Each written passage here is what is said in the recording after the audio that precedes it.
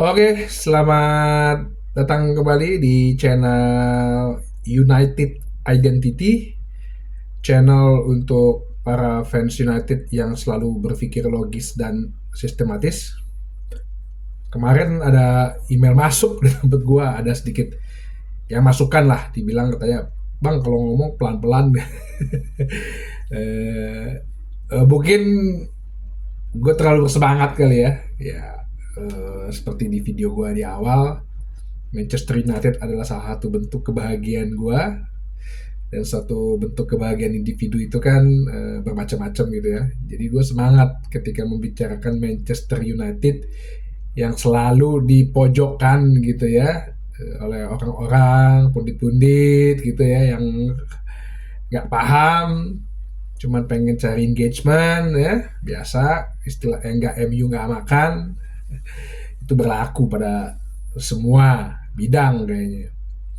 Oke, uh, gue akan dari preview ya, pertandingan Manchester United melawan Sheffield United, Kamis dini hari di Old Trafford. Sebenarnya ini emang pertandingan yang kudu wajib menang karena lawannya juga adalah peringkat 20 di bawah gitu ya. Sheffield saat ini peringkat bawah, dia poinnya baru 16. 5 pertandingan terakhir dia tidak pernah menang ya, kalau 3 kali draw 2 kali. Sama MU kalau di liga juga nggak beda jauh sebenarnya. 5 pertandingan terakhir hanya menang sekali, drawnya 3. Sekarang MU di posisi 7 ya, 50 poin. Dan gue sengaja bikin preview ini untuk menunggu tadi malam Ten Hag mengadakan press conference, dan akhirnya dijelaskan semua bagi mereka yang ngomel-ngomel kenapa Garnacho ditarik. Ternyata Garnacho itu mengalami cedera, dan Bruno juga. Ampun. Terus tapi dikatakan bahwa Bruno sama Garnacho kemungkinan bisa gitu ya. Begitu untuk Rashford yang kemarin juga keluar karena cedera, sama McTominay kayaknya masih diragukan. Jadi makin pusing aja kita ya jadi fans ya. Udah 60 lebih kasus nih. Oke, mungkin gue akan coba prediksi line up ya. Kiper masih tetap Onana ya, gue lihat dia juga pengen baik ya. Di belakang mau apa lagi gitu ya. Kayaknya 4 back yang seperti kemarin lawan Coventry, Dalot di kanan, Wan-Bissaka di kiri, Maguire sama Casemiro kembali menjadi back tengah. Nah, tengahnya ini nih gimana nih? Amrabat nggak ada, Mount nggak ada, McTominay nggak ada. Ya bisa kemungkinan sih kita tetap main 4-2-3-1. Eriksen sama Maino sebagai mungkin nggak double pivot ya. Maino mungkin agak maju sedikit lebih ke central midfielder, dan mungkin Eriksen lebih kepada di playing kali gitu ya.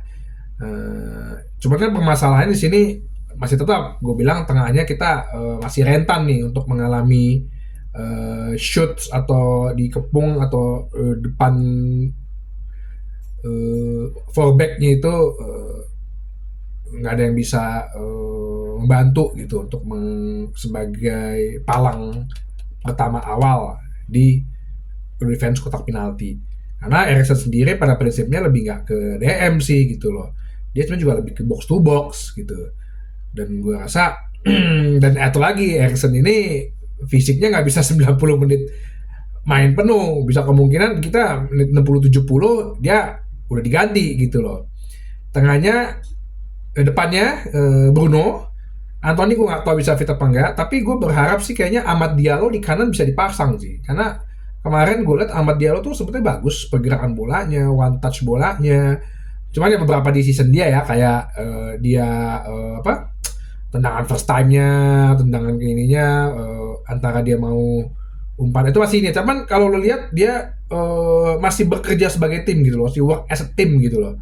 nggak mau maksain diri gitu loh. Itu yang gue lihat dari Amat sih. Jadi gue berharap kirinya Garnacho, kanannya Amat Diallo, tengahnya Bruno Fernandes semoga fit gitu ya. Depannya Højlund. Jadi lebih baik kayaknya Garnacho sama Amat nih konsentrasi untuk fokus supply bola ke Højlund deh gitu loh. Jadi supaya gini, karena berkaitan dengan Eriksen yang nggak bisa main full gitu ya. Gue ngelihat, nah ini gue lihat nanti kita bermain coba seperti di babak pertama waktu lawan Coventry, main aja sporadis, sabar gitu ya, pemain bergerak terus. Kalau pada saat lagi lawan menguasai bola, gue harap Garnacho amat bisa track back turun gitu ya. Bisa kemungkinan Maino akan jadi nomor 10, jadi Bruno yang lebih ke nomor 8 gitu. Karena kan dia fisiknya juga bagus ya, staminanya. Nah yang gue harapkan adalah kita di babak pertama minimal udah unggul 1-0 lah gitu loh, 1-0 aja gitu loh. Dan ambil pelajaran dari pertandingan-pertandingan sebelumnya, game-game sebelumnya, bahwa kill the game nih ya. Begitu 1-0 coba gol lagi 2-0, terus 3-0, terus 4-0, terus 5, terus deh gitu loh. Maksud gue ini satu, kita emang butuh goal difference gitu ya. Kedua, kita untuk meningkatkan kepercayaan juga kepada penyerang-penyerang bahwa kita bisa gitu untuk mencetak gol lebih banyak. Ketiga, supaya ngelatih mental kita juga nih, jangan sampai kayak kemarin lagi, pokoknya setiap 20 menit, 15 menit sebelum akhir pertandingan itu kita hilang konsentrasi gitu. Sepertinya membiarkan lawan menyerang kita gitu. Bahkan gue dengar beberapa berita waktu kemarin lawan Coventry itu, Ten Hag sehabis pertandingan dia marah besar di ruang ganti karena para pemainnya membiarkan Coventry itu menjadi menguasai pertandingan gitu. Jangan sampai mentalnya ini jadi turun ya kayak kemarin lawan Chelsea, Liverpool gitu ya. Jadi gue harap sih bisa 1-0 dulu dia babak pertama, babak kedua kita bisa gempur terus 2-0, 3-0 ya. Mungkin setelah 3-0 atau 4-0 bisa Anthony masuk gitu ya, kasih beberapa pemain muda gitu. Setelah itu main positioning lah, main bagaimana kita menjaga positioning. Sheffield United gue nggak begitu paham pemainnya, tapi yang pasti ya mereka belajar dari games sebelumnya gitu ya, tim-tim papan bawah yang lawan Manchester United gitu ya. Pasti mereka akan main low block gitu, akan main parkir bus dan memanfaatkan serangan balik. Ini yang gue agak takutkan gitu, serangan baliknya. Kenapa? Karena kita nggak ada pemain tengah yang kenceng buat turun balik gitu. Mungkin Bruno gitu loh. Gue nggak yakin Eriksen bisa sekuat itu, apalagi dia setelah kasus jantungnya kan. Makanya gue berharap sih, gue pengennya ya dua sayap, Amad Diallo sama Garnacho, bisa rajin untuk track back ke belakang gitu. Kalau kita bisa menang di sisa ini, kita sisa 5 pertandingan, habis itu gue rasa lawan-lawan kita seharusnya ya di atas kertas sampai lawan Arsenal 3 pertandingan ke depan bisa dimenangkan gitu ya. Lawan Burnley ya, bisa juga lawan Crystal Palace, dan kita itu kan Newcastle kita di kandang gitu. Akhir kita lawan Brighton di tandang pertandingan terakhir. Apakah masih logis dan sistematis untuk mencapai UCL? Ya gue sih masih optimis saja gitu ya, masih logis saja, karena secara hitung-hitungan masih bisa. Dengan catatan ya itu Aston Villa ya mau nggak mau kita jadi berharap kepada penampilan tim lain ya. Apakah Aston Villa bisa menang berturut-turut 3 kali? Sekali aja dia menang, udah kita udah pupus tuh harapannya. Tapi kan gue rasa dia ada pertandingan yang berat juga, dan dia masih ikut Conference League gitu ya dengan Tottenham, apalagi dia masih melawan 4 klub yang cukup besar gitu loh, Arsenal, Liverpool, City maupun Chelsea gitu. Chelsea masih gue hitung. Oke. Jadi semoga dengan kemenangan ya semoga bukan kemenangan semoga kita bisa mencapai kemenangan.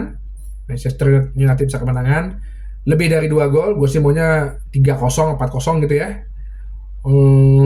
Bermain dengan full confidence, kepercayaan diri, nggak males. Kalau mereka emang kelihatannya males atau istilahnya udah nggak berniat gitu ya, secara hati dulu deh gitu loh. Ya gue perlu patut mempertanyakan juga nih di dressing room kayak gimana gitu loh. Apakah sebenarnya Ten Hag bisa gitu menghandle dressing room.